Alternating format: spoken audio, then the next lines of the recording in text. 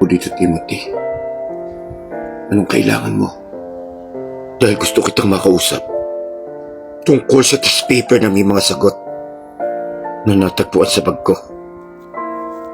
Nagpunta ka ba rito para pagbintangan ako na ako ang naglagay sa bag mo ng test paper na may tamang sagot?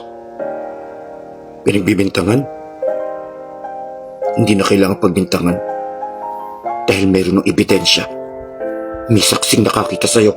Nakita ka ni Kuya Bush, ang janitor ng school, na inilagay mo ang questionnaire na may mga sagot sa bag ko.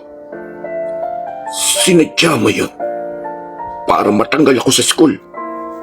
At pag natanggal nga naman ako, ikaw na ang magiging highest honor. Papaniwalaan mo siya kaysa sa akin na akong kababata mo, na kaibigan mo mula ng pagkabata mo. Akala ko, inatanggap mo ang kaibigan mo. Nag-i-issue lang pala ako kahit kailan pala. Hindi mo ako magiging kaibigan. Hindi mo ako tuturing na kaibigan dahil mahirap lang ako.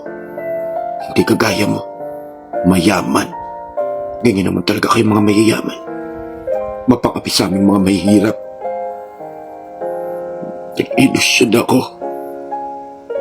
Nag-ilusyon ako na tatanggapin mo ako na kaibigan mo. Pininiwala mo ko na kaibigan mo ako na mahal mo ako. Yung pala hindi. Isa kang mapagkunwari. Ipokrito ka.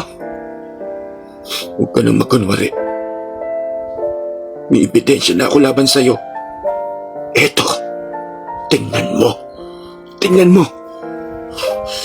Nandito ang mga larawan na nagpapatunay ng ginawa mo yun. At pwede ba? Huwag mong itahil niyang pagiging mahirap mo. Kahit kailan, hindi kita minaliit.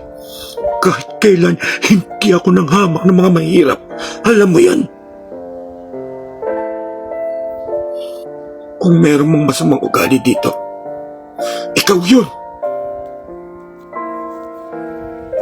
Nasa totoong buhay tayo. Wala ka sa teleserye.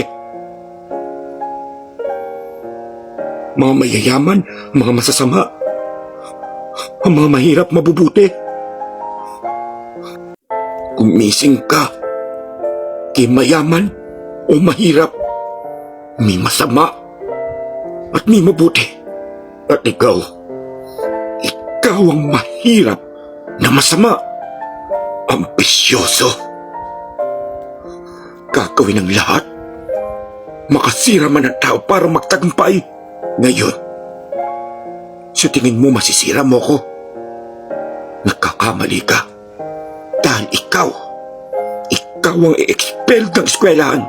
At tama lang sa'yo yan. Dahil masama ugali mo. Magtusa ka.